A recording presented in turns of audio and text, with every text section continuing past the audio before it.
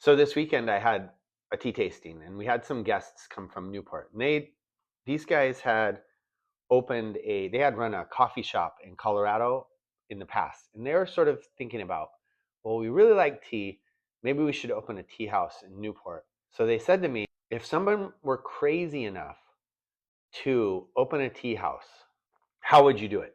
They were asking me, how would you do it if you were opening a tea house? And I said, well, I think about this a lot. There's two ways that I'd do it. And one way is the way I do it now. We don't serve tea. We sell tea. So we have a space that we can show tea and have tea tastings. Or the other thing I joke about is that I will start making tea. I will do tea service in the future when I retire.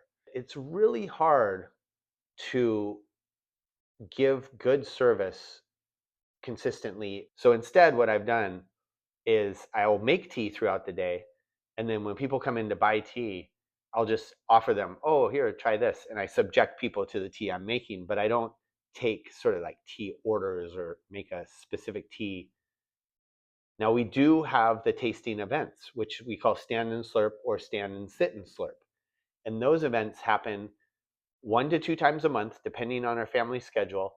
And they are a really great opportunity to meet many other tea drinkers, but also to try several different teas. Because usually we do 8 teas for $8, and these are really hard to source teas. They're really rare teas. They're really high quality tea. This is the Camellia sinensis I'm talking about, not like a blend or anything. But usually we're focusing on pu'er, oolong, and this last one we had 3 white teas.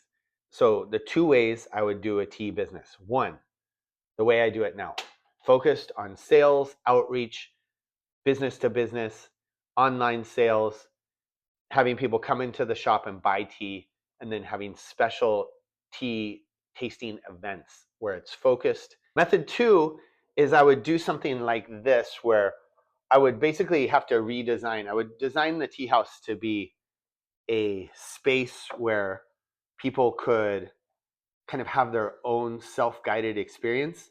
I would give them everything they need to brew tea, the teapot, sharing pitcher, some cups, and a thermos of hot water, and the amount of tea. They could then sit for a couple hours, steep and re-steep, and then they could also have a book that would help them discover these teas that they were drinking. It might also have like a QR code where it would have a video talking about the tea itself. And so that way, it wouldn't be so interactive.